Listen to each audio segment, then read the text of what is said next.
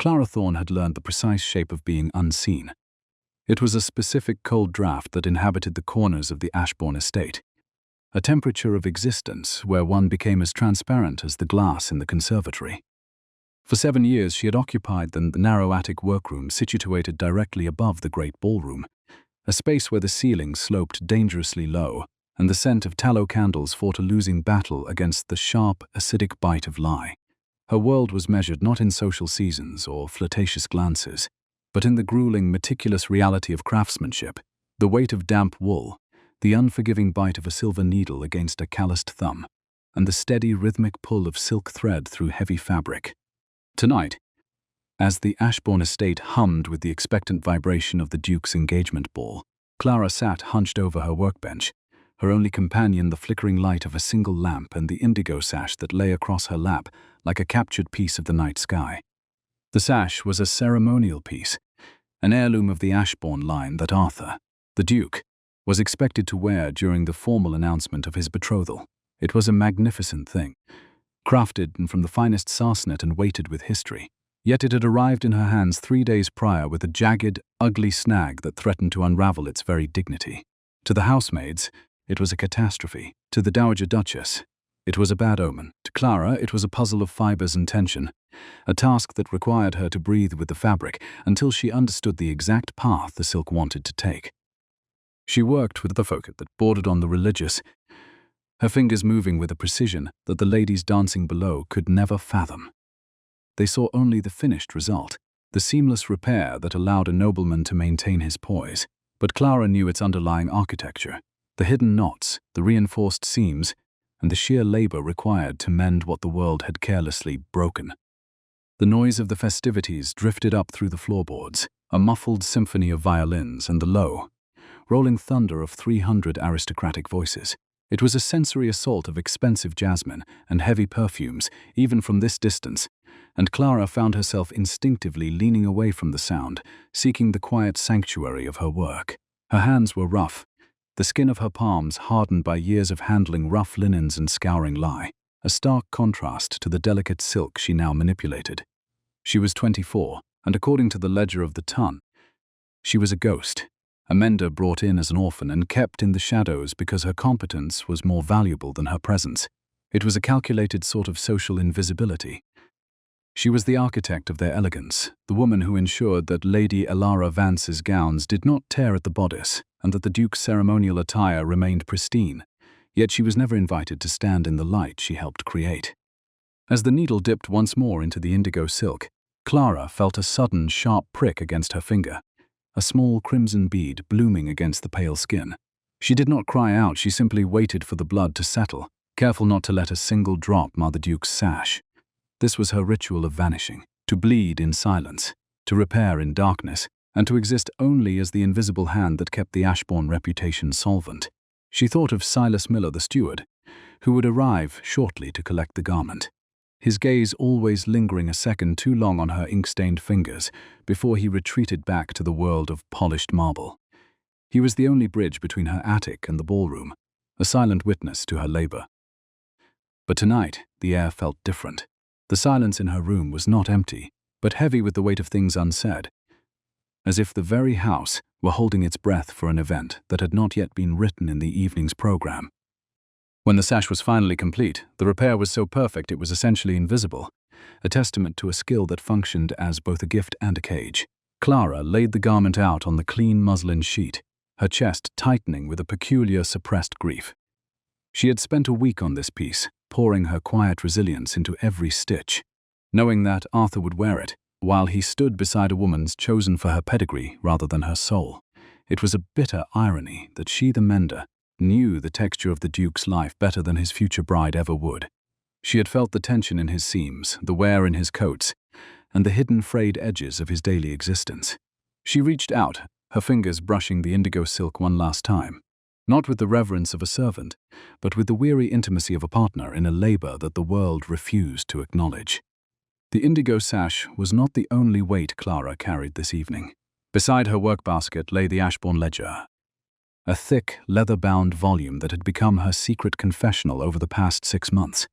While her days were consumed by the tactile demands of textile restoration, Her nights were often spent in the company of numbers, the cold, hard logic of the estate's accounts that Arthur trusted to no one else but the ghost in the attic. She opened the book now, the smell of old parchment and dried ink rising to meet her, a scent that she found infinitely more comforting than the cloying jasmine of the ballroom below. Her handwriting was a sharp contrast to the flowery, decorative scripts taught to young ladies of quality. It was precise, logical, and unapologetically intelligent, a map of the Ashbourne fortune that she had spent years navigating with the skill of a master mariner.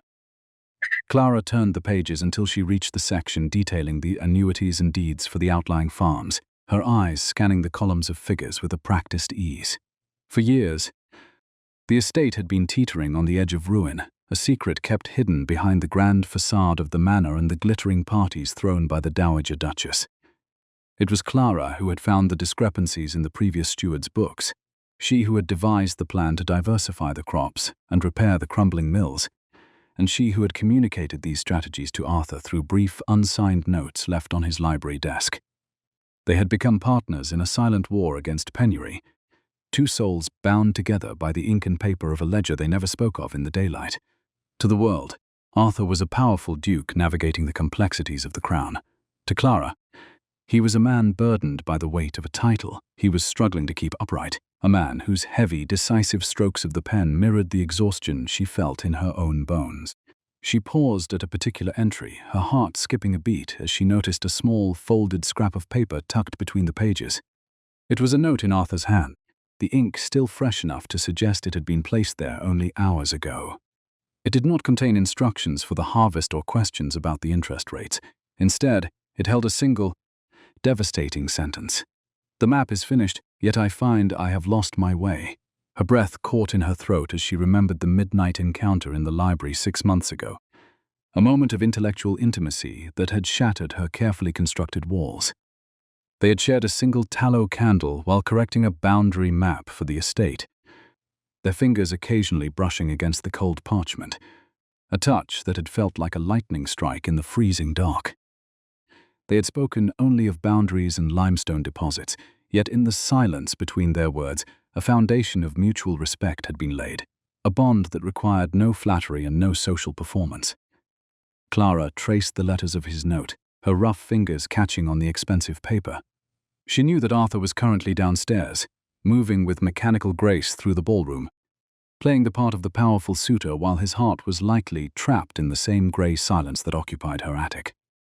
The ledger was the only place where they were equals, a sanctuary where her competence was a currency more valuable than gold, and his vulnerability was a secret she guarded with her life. It was a tragic sort of poetic justice that the very women competing for his hand below were entirely unaware of the woman who held the keys to his estate's survival. They saw the Duke's crown. Clara saw the man's labor. She dipped her pen into the inkpot, her hand steady, despite the tremors of emotion that threatened to overwhelm her, and wrote a single line in the margin of the ledger. "The bones of the house are strong. The path will reveal itself in the light." As the ink dried on the parchment, the sound of the orchestra reached a sudden, swelling crescendo, a signal that the formal dancing was about to begin. Clara closed the ledger, the heavy thud of the cover, sounding like a door shutting on a world she could never truly inhabit. She was a mender and an accountant, a creature of shadows and stone, and yet, for a brief moment, the connection she shared with the man below felt more real than the stone walls surrounding her. She tucked the note into the pocket of her grey work dress, a small anchor of truth in a sea of aristocratic pretension. She would go to the musician's loft now, hiding behind the heavy velvet curtains to watch the spectacle she had spent weeks preparing, content to remain the invisible observer of a life she had helped build. But as she extinguished her lamp, leaving the attic in a sudden, profound darkness, Clara could not shake the feeling that the silence of Ashbourne was finally about to speak, and that the invisible hand was about to be seen in a way that would change the temperature of the house forever. Clara stood by the door for a moment, her eyes adjusting to the dim moonlight filtering through the small, grimy window. The scent of the lye on her hands felt like a badge of honor, a mark of a life spent in the service of restoration rather than vanity. She smoothed the front of her simple dress, the fabric worn thin at the elbows from hours of leaning over ledgers and looms. She was not beautiful in the way the debutantes below were beautiful. Her hair was pulled back in a practical knot, and her face bore the quiet, contemplative lines of one who had seen the world through the lens of struggle. Yet there was a dignity in her stillness, a quiet power that came from knowing exactly who she was and what she was worth, even if the world refused to acknowledge it. She stepped out into the narrow hallway, the wooden boards creaking under her light tread as she began her descent toward the hidden gallery, her heart beating a steady, rhythmic tattoo against her ribs, a drumbeat for a ghost who was tired of being unseen. Every step she took toward the noise of the ballroom felt like a betrayal of her own sanctuary, a move from the honest labor of the attic to the performative glitter of the elite. She passed the service stairs, where the smell of roasting meat and expensive wine was nearly suffocating, and slipped into the shadows of the secondary passage that led to the loft. The air here was cooler, smelling of old dust and the faint, lingering scent of beeswax polish.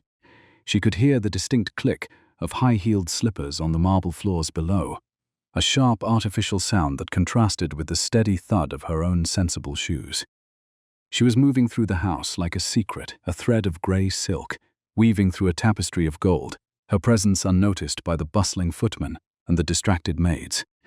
She reached the heavy velvet curtains of the musicians' gallery and paused, her hand hovering over the fabric, knowing that once she looked through, there would be no returning to the simple safety of her workbench. With a deep, steadying breath, she pulled back the edge of the curtain, and the world of the Ashbourne engagement ball exploded into view, a kaleidoscope of light and color that felt as distant and as beautiful as the stars. The transition from her cold, clinical attic to the warm, sensory-rich ballroom was almost physical, a wave of heat and sound that made her head swim. She looked down at the Duke's ceremonial sash, now draped across Arthur's chest, the indigo silk shimmering under the light of 1,000 crystal prisms. It looked perfect, a seamless part of his identity, and for a fleeting second Clara felt a surge of justified triumph. She had mended that man. She had held the fragments of his heritage in her calloused hands and made them whole again. And as she watched him move through the crowd, his gaze distant and his jaw set in a line of weary resignation, Clara realized that while she might be the one hiding in the shadows, she was the only person in that entire glittering room who truly saw the man behind the title.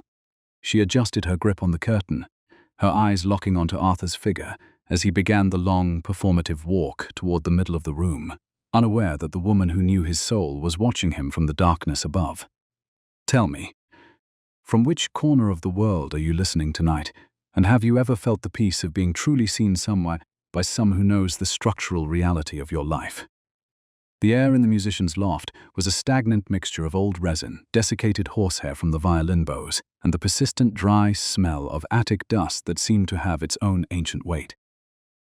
It was a suffocating vantage point, tucked away in the rafters where the ceiling sloped dangerously low, yet from behind the heavy velvet curtains, their fabric stiff with age and the grease of 100 unseen hands, Clara Thorne had the most honest view in the entire Ashbourne estate. Below her, Arthur Ashbourne continued that long, performative walk toward the center of the ballroom floor, his jaw set in a line of weary resignation. Beside Clara, the four musicians were silhouettes of frantic industry, their brows slick with sweat as they played with a mechanical precision. They provided the sonic wallpaper for a social performance they were forbidden to join. While below, the ballroom churned like a sea of silk under the brutal clarity of 5,000 beeswax candles. She leaned closer to the narrow gap in the drapes and watched as Lady Alara Vance preened near the center of the room. The girl was draped in a gown of cream-colored sarcenet that Clara had spent the better part of 3 nights restoring in the silence of the attic. It had arrived in the mending room with a jagged wine stain and a frayed bodice, looking more like a ruined shroud than a debutante's armor. Now, under the golden light, the fabric appeared flawless, a shimmering testament to Clara's invisible labor. Clara remembered the exact pressure required to lift the stain without bruising the silk, the way she had used the silver needle to weave reinforcements into the tired grain. Alara moved with the practiced, arrogant grace of a lady who had never known the acidic bite of lye against raw skin. Her laughter was a brittle, musical sound, but Clara was not looking at the girl's face. Her gaze was fixed with clinical intensity on the left hip, where a single, infinitesimal thread of silk had begun to pull away from the reinforced seam. It was a microscopic failure of tension, a tiny, stray fiber that had escaped the needle. But to Clara, It was as loud as a scream in a library. She had warned the housemaid that the internal framework of the garment was stressed beyond its natural limit by the girl's vanity. But her observation had been dismissed as the grumblings of a common mender. Alara would never notice the thread until the seam surrendered entirely. She was too consumed by the performance of being the diamond of the season to understand the structural reality of her own existence. The contrast was almost physical. Below sat the elite, preening in their borrowed perfection, while above sat the woman who knew exactly how many hidden knots and reinforced stitches held their collective dignity together. Clara felt a strange, detached pity for the spectacle. These women were not people to her. They were merely projects, collections of expensive fabric and fragile pride that she was paid to maintain. She knew the silent calibration of the room's hypocrisy, a witness to the fraying edges of a world that pretended to be seamless. Her own hands, hidden in the folds of her grey workdress, felt heavy and rough. The skin of her palms a map of manual labor that would never be permitted to touch the marble floors. She adjusted her grip on the velvet, feeling the exact dimensions of her invisibility. It was a quiet, internal fortress, a place where her competence was her only weapon against the social coldness that sought to erase her. The atmosphere in the great hall shifted with the suddenness of a mountain storm. The violins did not change their tune, yet the very air seemed to tighten, as if the house itself had recognized the presence of its master. Arthur Ashbourne stepped into the light of the central chandelier, a stark, solitary silhouette against the artificial glitter of the tun. It was the indigo sash across his chest that held Clara's breath captive. The silk was deep and resonant, a captured piece of the night sky that she had mended with her own blood, and a week of unwavering focus. The sight of him triggered a memory so sharp it felt like a physical weight in her chest. 6 months ago, they had been bent over the estate's boundary map in the library, the vellum dry and smelling of ancient sheepskin under the light of a single candle. Arthur had not looked at her as a servant then. He had looked at the map as if it were a puzzle that only she could help him solve. His fingers had been ink-stained, his sleeves rolled up to reveal the powerful muscle of his forearms, and for 3 hours they had spoken as collaborators.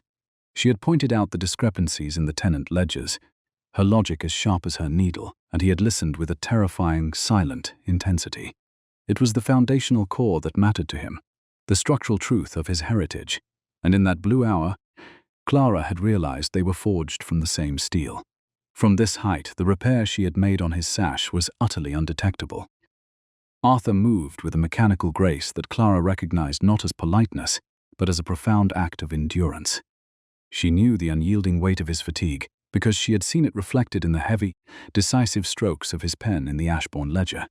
She had felt the tension in the very clothes he wore, the fabric strained by the burden of a title he was struggling to keep upright in a world that only valued his wealth.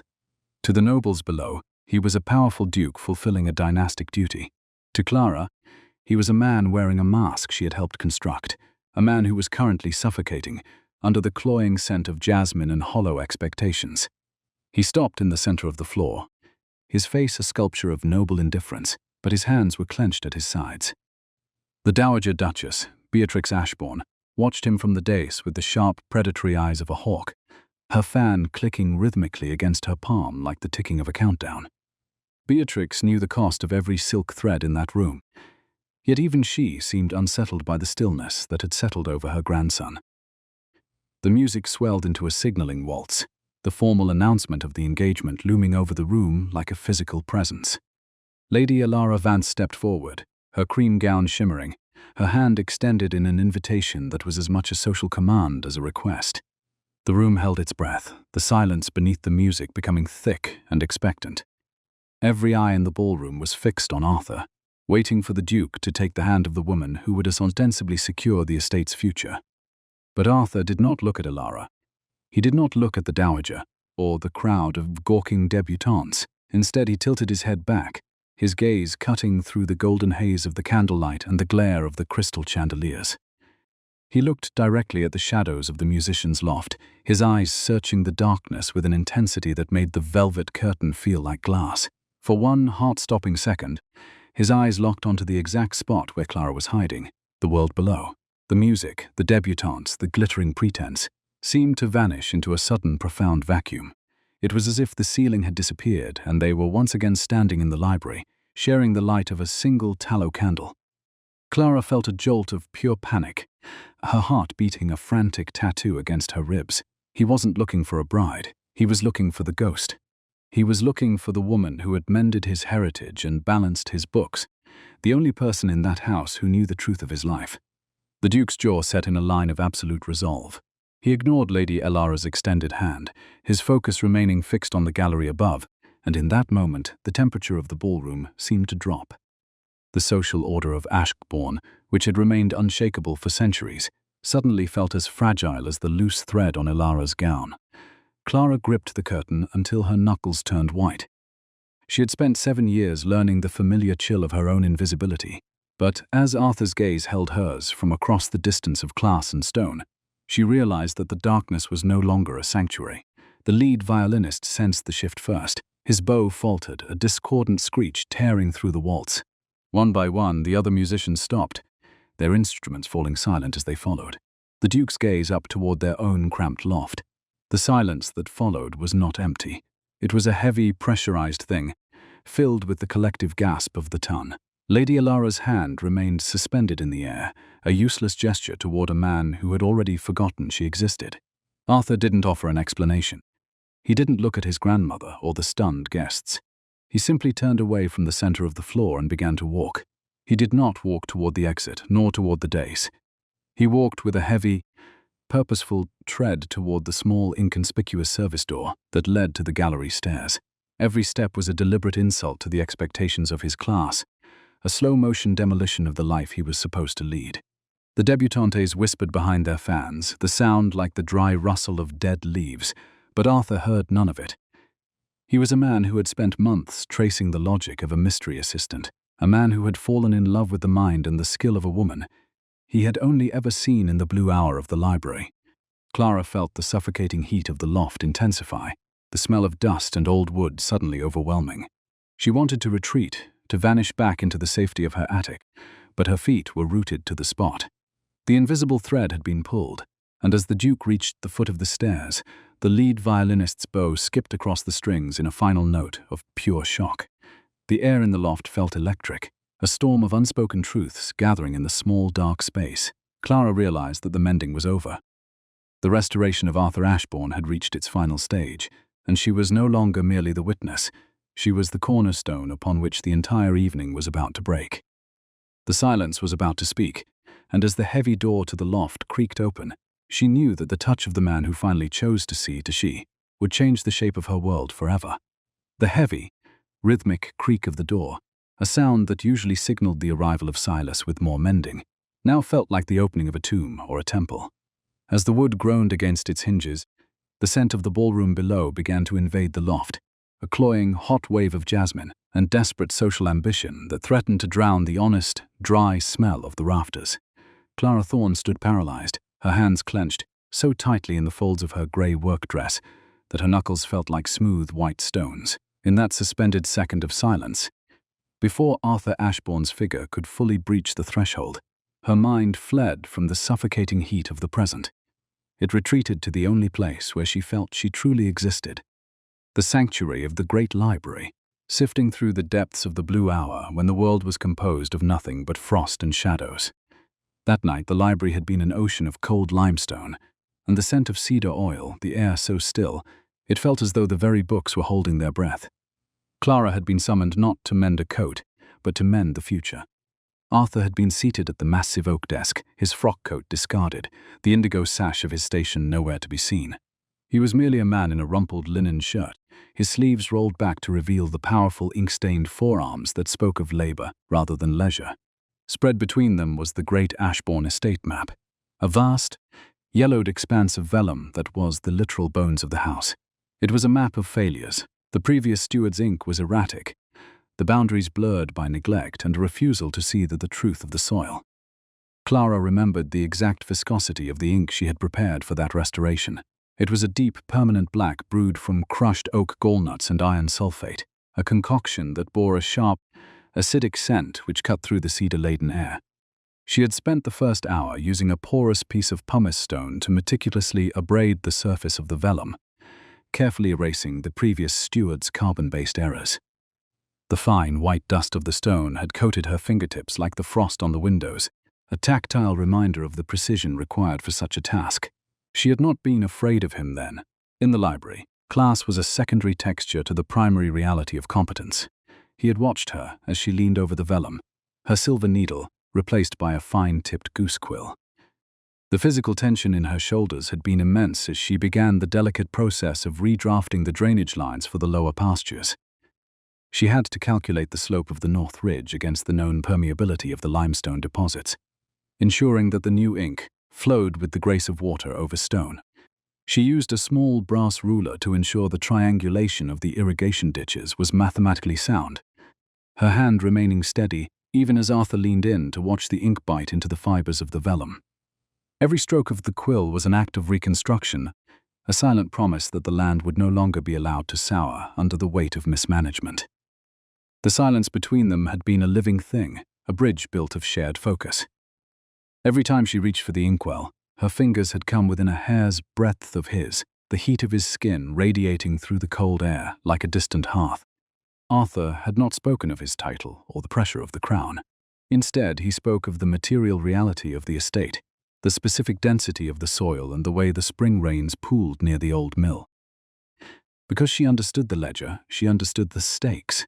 Because he understood the labor, he understood her worth. "The map is wrong here," he had murmured, his finger resting on a smudge of blue that represented a stream that had long since dried up. He didn't look at the paper, he looked at her. "The water has moved, has it not? It has shifted south." "Your Grace," she had replied, her voice steady, despite the hammer of her heart. "It seeks the path of least resistance, much like the debts in your grandfather's ledgers. If we do not acknowledge the shift, the entire foundation will remain in perpetuity of rot." He had leaned closer then, the smell of wood smoke and old paper clinging to him, and for a fleeting moment, the candle's light had caught the silver grey of his eyes.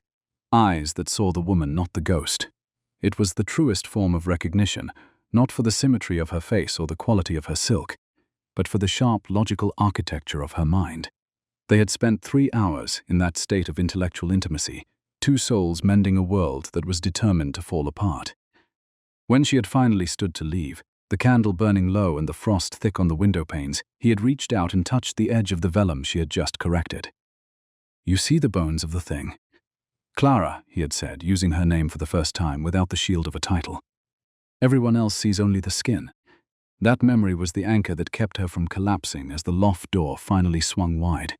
But even as her heart reached for that cold library sanctuary, the present surged back with a jarring, discordant violence. Below, in the ballroom she had just been watching, the social machinery of the Ashbourne estate was reaching its terrifying peak. The blue hour of the library was gone, replaced by the amber glare of 5,000 candles and the predatory grace of the Dowager Duchess. Beatrix Ashbourne sat on the dais like a monarch of iron and lace, her spine as rigid as the laws of the peerage she spent her life defending. She did not need to raise her voice to be heard. She communicated through the sharp, rhythmic snap of her ebony and silk fan, a metronome of social consequence that dictated the movements of every guest in the room. Clara, watching from her hidden perch, seconds before the door opened, had seen the exact moment the Dowager had decided the performance must end. Beatrix had caught the eye of the lead violinist, a sharp, imperious nod that was the equivalent of a general signaling a charge. The orchestra had responded instantly. The music swelled from a polite background hum into a towering volume, the opening chords of the Ashbourne Engagement Waltz. It was a piece of music designed to overwhelm, a sonic manifestation of the Duke's duty to the line. Below, the crowd had parted like the Red Sea, creating a wide, shimmering path of marble that led directly to the heart of the gathering.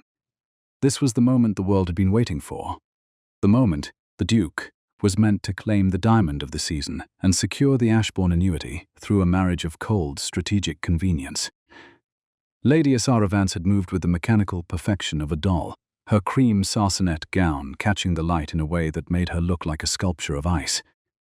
She was the ideal bride for a man who was expected to be a mask, a woman who understood that in their world, the surface was the only thing that mattered. She had glided toward the center of the floor, her hand already beginning to lift, her eyes fixed on Arthur, with the calm certainty of a predator who has already cornered its prey. The heat in the ballroom had seemed to rise with the music. the scent of expensive jasmine and human sweat becoming a heavy, suffocating fog.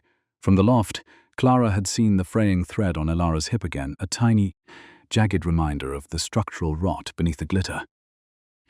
The dowager's fan had snapped shut with a sound like a pistol shot, the signal for the formal announcement to begin. The entire room had leaned in, 300 hearts beating in a synchronous, shallow rhythm of expectation. It was into this stifling air of social expectation that Arthur had dropped his hand. The music had been reaching its highest, most triumphant pitch when he had turned his back on the diamond, turned his back on his grandmother, and turned his back on the very definition of a duke.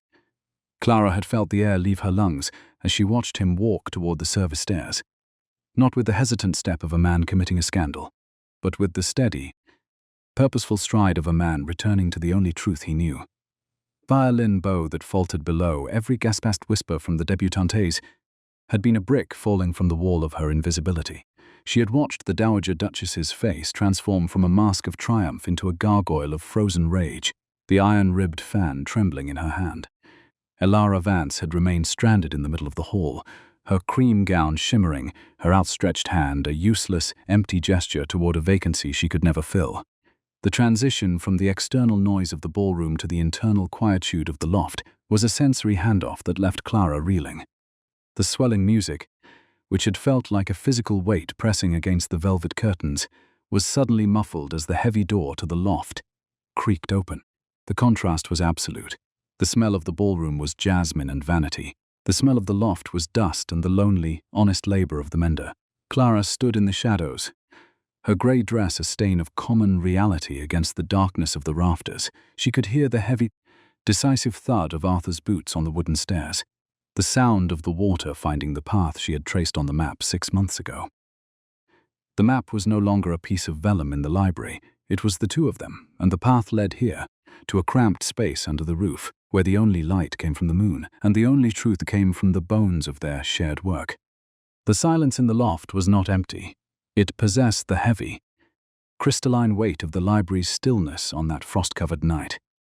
It was a silence filled with the weight of every note he had left in the ledger, every stitch she had placed in his sash, and every boundary they had redefined in the blue hour. As the silhouette of the Duke filled the doorway, blocking out the artificial light of the hallway, Clara realized that the engagement waltz was over before it had even begun.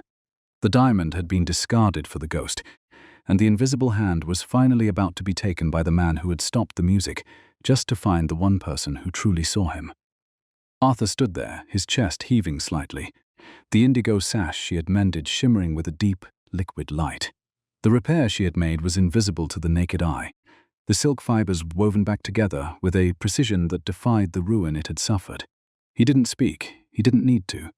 In the restrained elegance of the Ashbourne line, the loudest truths were always the ones that went unsaid. He looked at her ink-stained fingers, then up at her face, his gaze stripping away the years of social neglect and calculated invisibility. Clara felt the shape of her world change, the cold draft of the attic replaced by a sudden grounding heat. She was no longer a mender in the shadows. She was the cornerstone of the house, and as he reached out his hand, not the hand of a duke to a servant, but the hand of a man to his soulmate, she realized that the mending of Arthur Ashbourne was complete. The silence of the loft was the most beautiful music she had ever heard, a quiet, earth-shattering shift that signaled the end of her life as a ghost and the beginning of her life as a woman who was finally, radically, and permanently seen. Tell me, as you listen to the echoes of the ballroom fade into the stillness of the loft, have you ever found your greatest strength in the very moments you were meant to be invisible? From which corner of the world are you witnessing this restoration tonight? The radical recognition she felt in the rafters was not an accident of fate, but the culmination of a moment when the music of the Ashbourne engagement waltz did not merely cease. It suffered a violent, structural collapse. It fulfilled the silent prophecy Clara had felt in her spirit only moments before. Arthur Ashbourne had raised his hand, a sharp, perfunctory command that cut through the swelling harmony of the violins with the finality of a guillotine. The lead violinist, mid-bow on a triumphant crescendo, felt the sudden weight of the Duke's silence and pulled his instrument back so sharply that a single discordant note shivered through the rafters before dying in a vacuum of sound. Below, in the center of the grand ballroom, the silence was not empty. It was a heavy, pressurized thing that settled over the 300 noble guests like a layer of fine, suffocating dust. It was the exact temperature of silence that Clara Thorne had once felt in the depths of a frozen winter. A stillness so absolute that it seemed to clarify every flaw, every fraying edge, and every lie that occupied the room. Arthur stood in the center of the floor, his tall frame illuminated by the amber glare of the chandeliers, a solitary pillar of iron in a sea of trembling silk. The indigo sash across his chest, the piece Clara had mended with such agonizing precision, shimmered with a deep liquid light that seemed to absorb the surrounding tension. He ignored the guests. He did not look at the Dowager Duchess, Beatrix Ashbourne, whose ebony fan remained frozen mid-snap, a dark bird of prey caught in a moment of indecision. His gaze remained fixed entirely on the shadows of the upper gallery, his focus so unwavering that the rest of the world, the ballroom, the title, the debt, appeared to have been erased from his ledger of priorities. Beside him, Lady Alara Vance remained in her practiced, expectant pose, her hand still hovering in the air, as if waiting for a partner who had long since departed for a different shore.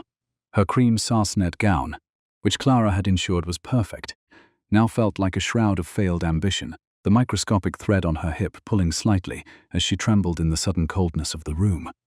With a slow, deliberate motion that carried the weight of a century of tradition being dismantled, Arthur turned his back on Lady Alara. It was a movement of such profound social violence that a collective, sibilant gasp rippled through the crowd, the sound like the dry rustle of dead leaves against a stone wall. He did not offer a word of explanation or a perfunctory apology. He simply began to walk. The sound of his boots against the polished marble floor was the only rhythm left in the room, a steady, rhythmic thud that mimicked the pulse of a man who had finally decided to listen for the rhythm of truth.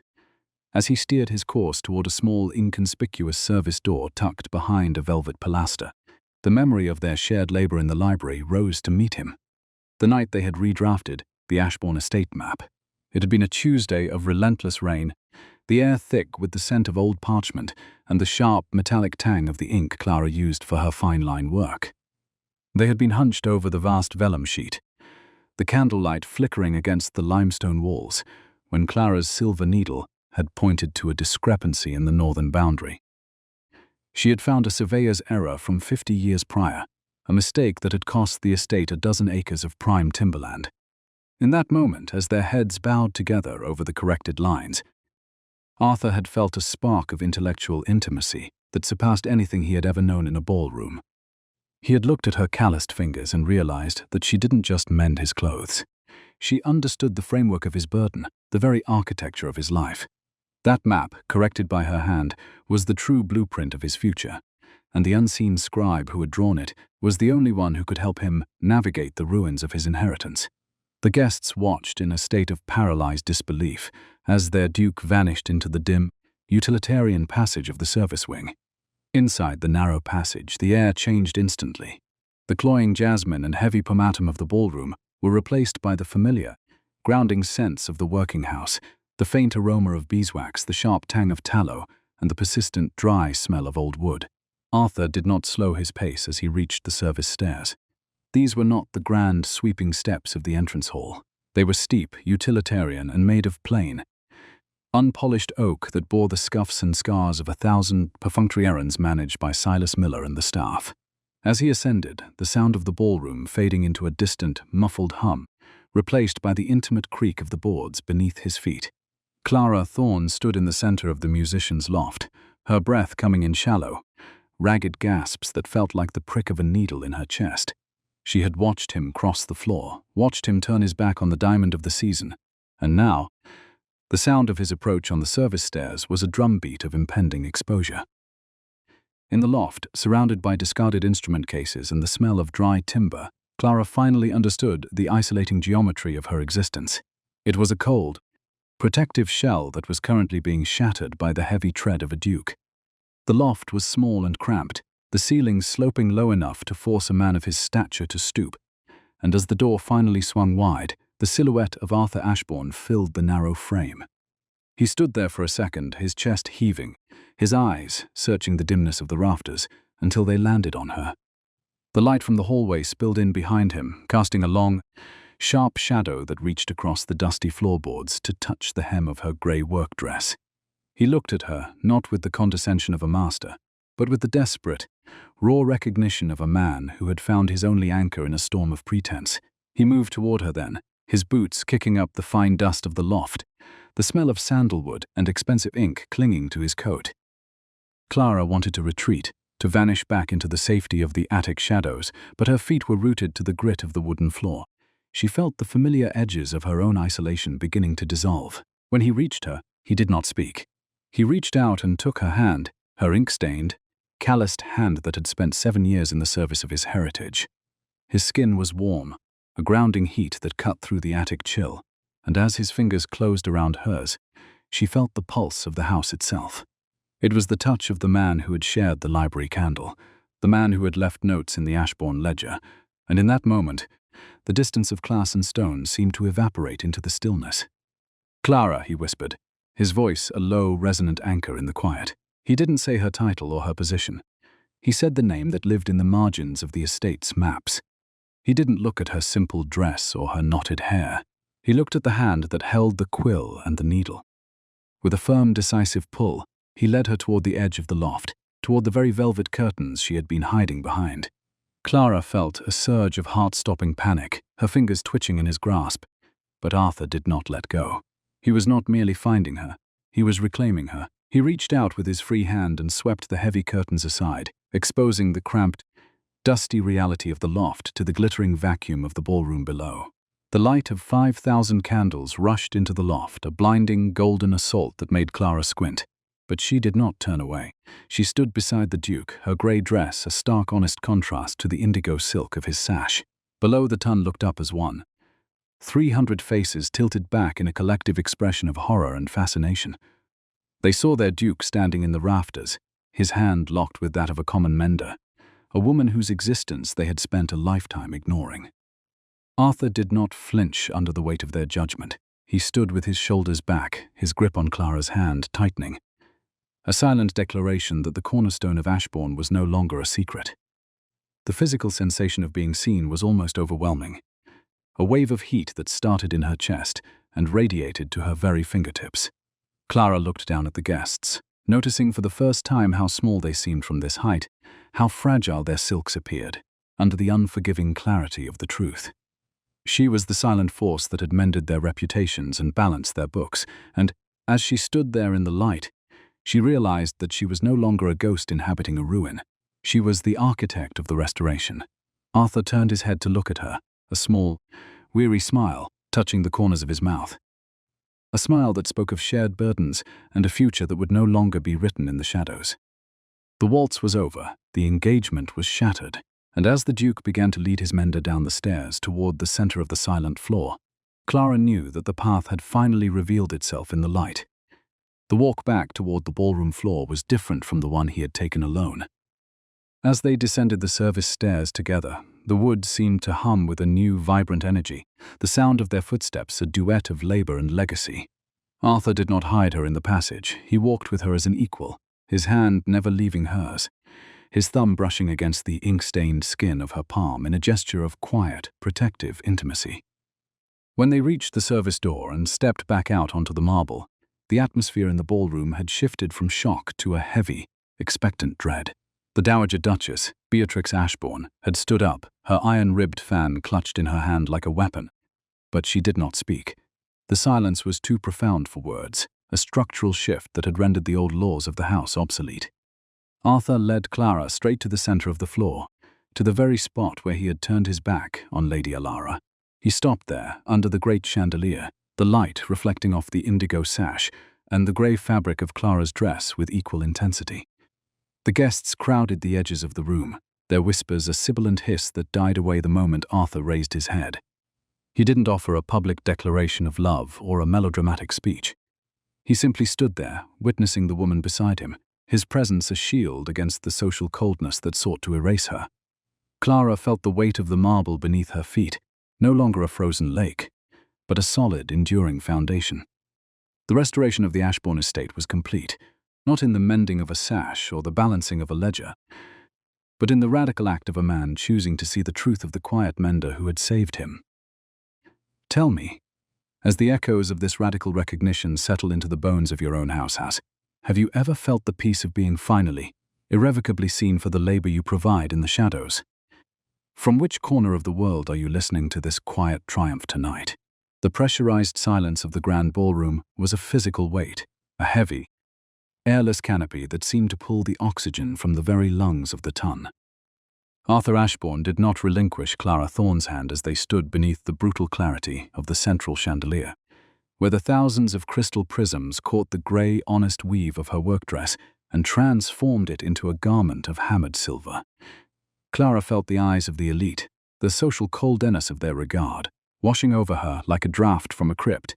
They did not see the steadfast guardian who had spent 7 years balancing their world. They saw only the ink-stained fingers and the simple linen of a servant standing where a duchess should be. The smell of expensive jasmine from the débutante's hair felt cloying and artificial, a stark contrast to the clean, sharp scent of cedar and iron gall ink that clung to Arthur's coat. Clara kept her gaze fixed on the indigo sash draped across Arthur's chest, the silk she had mended with her own blood and a week of unwavering focus. In the aggressive light of the candles, the repair was a testament to a skill that functioned as both her identity and her shield. She felt the weight of the marble beneath her feet, no longer a frozen lake that might shatter, but a solid foundation upon which she was finally allowed to stand. Arthur's grip was firm, a grounding heat that told her he was not merely presenting a curiosity to his guests, he was declaring a cornerstone. The Dowager Duchess remained on the dais, her ebony fan clutched so tightly that the delicate silk between the ribs began to groan, her face a mask of aristocratic horror that mirrored the collective outrage of the room. "You look upon this woman and see a mender of cloth," Arthur said, his voice low and resonant, carrying to the furthest corners of the hall without the need for a shout. He did not look at the crowd. He looked at his grandmother, his gaze a challenge to the very social order she had spent a lifetime defending. "You see a ghost who inhabits the attics and service wings of Ashbourne. A creature of shadows meant to disappear when the candles are lit. But I look upon her and see the architect of our survival. It was not the Ashbourne name that kept these walls standing when the debts threatened to pull them down. It was the precision of her mind and the labor of her hands. A collective." Sibilant whisper rippled through the debutantes, a sound like the dry rustle of dead leaves against stone. Clara felt the sting of their judgment, but it no longer had the power to erase her.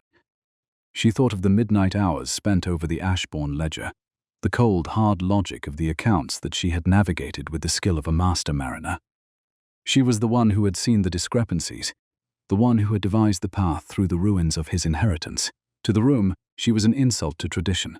To Arthur, she was the truth of his heritage. He raised her hand, exposing the calloused skin and the faint, permanent ink stains on her fingertips, to the glittering vacuum of the elite, a radical act of recognition that shattered the ceiling of her invisibility. The social fallout was instantaneous, a structural collapse of decorum that began at the edges of the room and surged toward the center. Lady Alara Vance stepped forward from the shadows of the orchestra, her cream sarcenet gown shimmering with a desperate, failed ambition. The microscopic thread Clara had noticed earlier had finally surrendered, the seam near her hip beginning to fray under the tension of her agitation. Alara refused to look at Arthur. She fixed her gaze on Clara, her eyes bright with a predatory, calculated cruelty that sought to reduce the mender back to a servant. The smell of her jasmine perfume was overwhelming now, a floral mask for the decay of a social season that had just been rendered obsolete by the presence of a woman in a grey dress. "Is this the extent of the Duke's wit?" Alara asked, her voice a brittle, musical sound that carried a lethal edge of condescension. She gestured toward Clara's simple attire, the grey linen a stark contrast to the expensive silks of the ton. "To bring a common mender onto the ballroom floor and speak of architecture and survival. Surely, Your Grace, the heat of the evening has affected your senses. A woman whose hands are stained with lye and ink has no place beneath these chandeliers, let alone beside a man of your station. She is a tool to be used, not a partner to be witnessed." Arthur did not flinch. He did not even grant Alara the satisfaction of a direct look. Instead, he reached into the breast pocket of his coat and pulled out a small, folded scrap of paper, one of the many notes Clara had left within the margins of the estate ledgers over the past months. The paper was worn, the edges soft from being handled, a tactile record of an intellectual intimacy that the ballroom could never comprehend. He held it up. the ink of Clara's precise logical script visible even from a distance. It was the physical evidence of their shared history, a map of thoughts that had been drafted in the silence of the library, while the rest of the world slept in the comfort of its own vanity. "I have known this woman's mind for years," Arthur said, his tone as cold as the limestone of the North Ridge. "I have followed her logic through every crisis this estate has weathered. While you were practicing your steps for this waltz, Lady Alara, Clara was balancing the accounts that allowed you to wear that very gown. She did not need a title to understand the estate's true essence. She needed only her integrity and her competence. You speak of tools, yet it is you who are the performance. She is the reality." He turned to Clara then, his expression softening into a look of profound, weary respect. "She wrote the truth when everyone else offered me flattery. I did not fall for a face in a ballroom. I fell for the mind that saved me in the dark. The revelation was an earth-shattering shift in the room's atmosphere, a moment where the hierarchy of Ashbourne was not merely questioned, but dismantled." The Dowager Duchess stood up from the dais, her iron-ribbed fan snapping shut with a sound like a pistol shot, but she found no words to bridge the divide. The notes left on the desk were no longer secrets. They were the foundation of a new social order. Clara looked at Alara, noticing the way the girl's cream gown seemed to lose its luster under the Duke's dismissal. The diamond of the season was revealed as a hollow sculpture, while the ghost in the attic was recognized as the indispensable cornerstone of the house. Justice was not a gavel. It was the weight of a worn piece of paper held in the hand of a man who finally chose to see. Clara felt a surge of melancholic hope, a warmth that had nothing to do with the candles and everything to do with the man beside her. She had spent a lifetime mastering the art of vanishing, but as Arthur leaned in and whispered a single word of gratitude, she realized the restoration was complete. The ballroom was no longer a cage of expectations. It was a space where the invisible hand had finally found its grip on the world.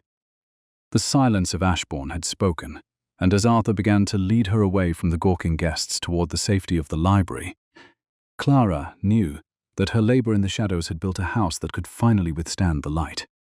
"Tell me," as the echoes of this public vindication settle into the marrow of the night, "have you ever found your greatest power in the very skills the world tried to tell you were worthless? From which corner of the world are you witnessing this mending of a soul tonight?" The exit from the grand ballroom did not possess the frantic, disorganized energy of a retreat. Instead, it carried the heavy, rhythmic weight of a structural shift, as if the very foundations of the Ashbourne estate were being recalibrated. Arthur Ashbourne did not look back at the wreckage of the social order he had just dismantled, nor did he acknowledge the stunned pale faces of the ton that lined the marble perimeter, like rows of abandoned masks in a forgotten theatre. He kept his hand firmly locked with Clara Thorne's, his fingers a grounding heat against her calloused skin, a silent promise that the invisible hand of the house would never again be forced to inhabit the shadows alone.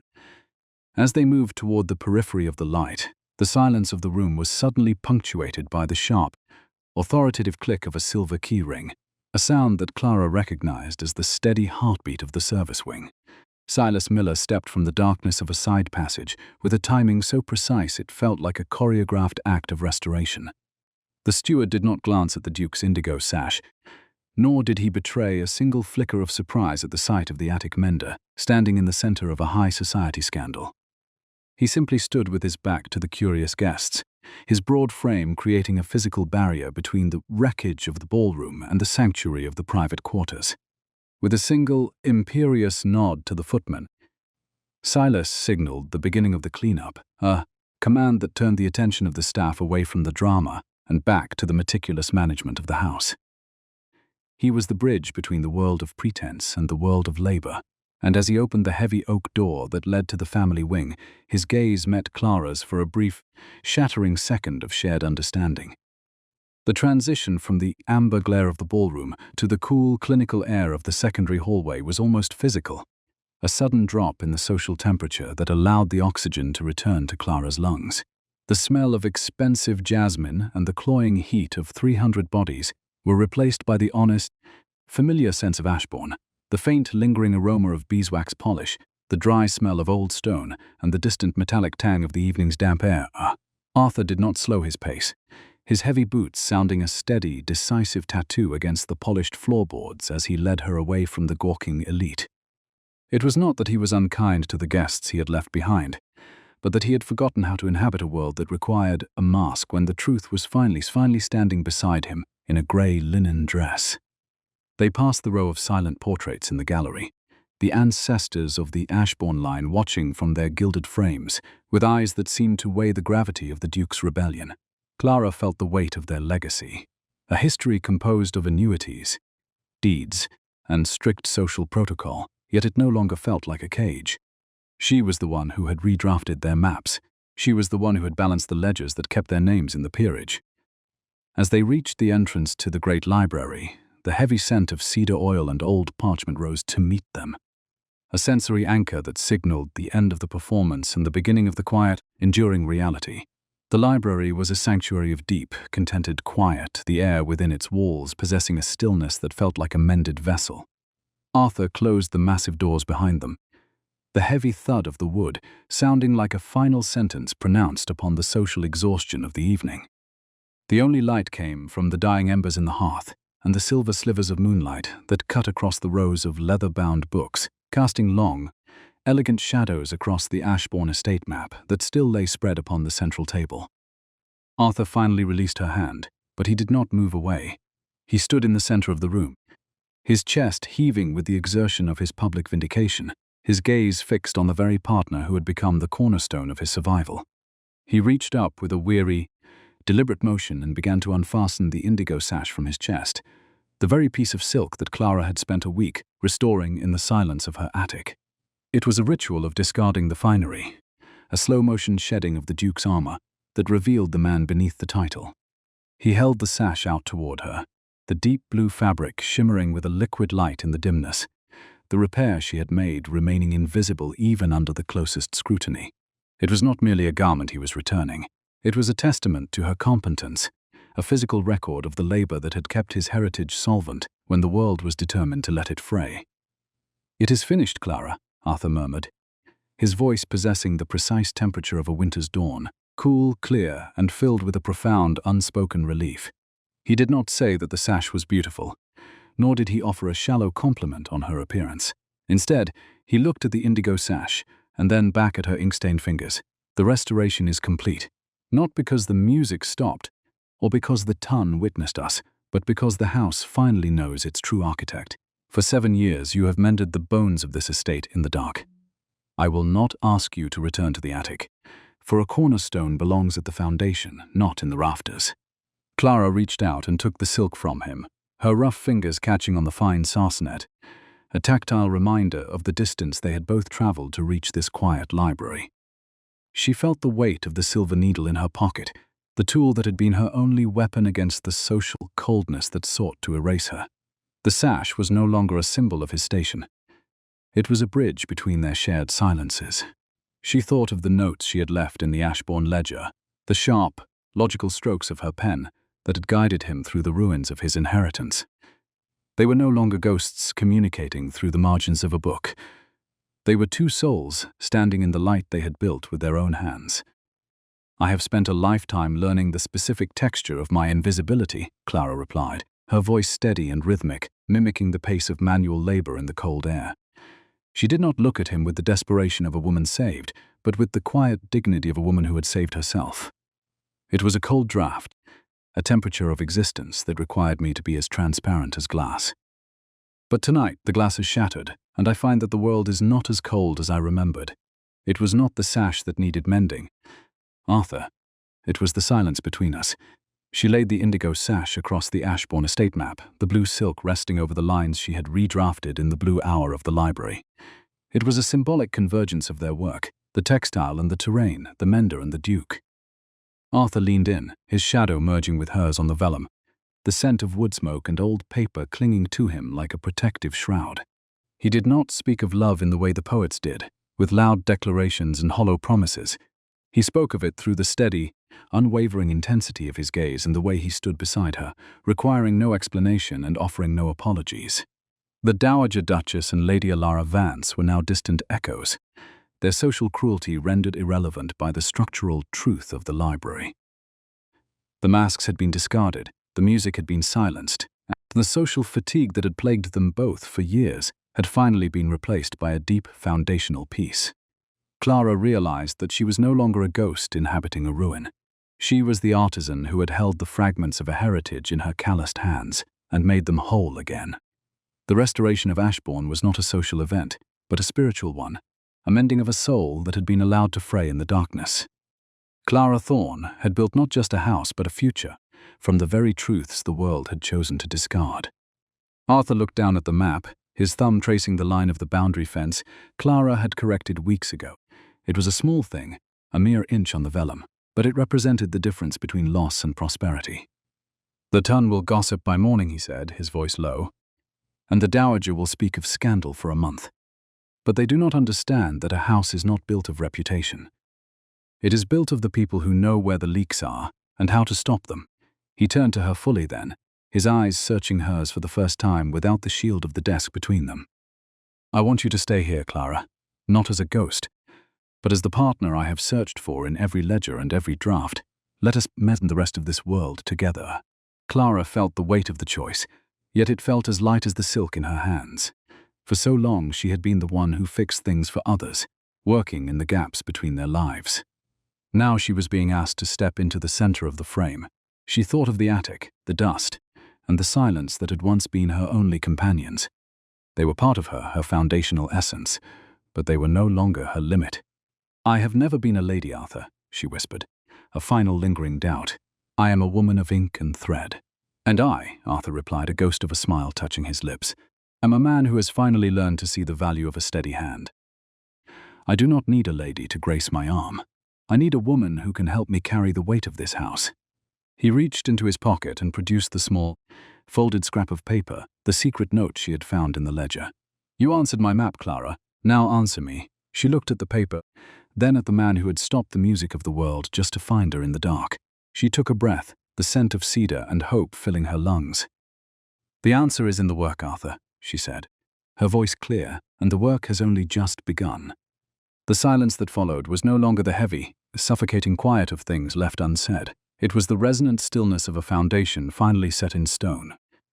As the moonlight shifted across the library floor, catching the gleam of the silver needle on the table, Clara realized that the long years of being unseen had simply been the time required to sharpen her vision. They stood together in the soft glow of the library, not as master and servant, but as two creators who had learned that the most beautiful things are often those that have been broken and painstakingly mended by hand. "Tell me," as the candles burn low, and the weight of your own labor settles into a quiet peace, have you ever realized that the home you were building was actually yourself? Have you ever found that the person who truly sees you is the one who has been watching you work in the shadows all along? From which corner of the world are you witnessing this final restoration tonight? Share your thoughts with me below, and let us remember that the most enduring legacies are always mended by the hands that aren't afraid to get stained by the truth.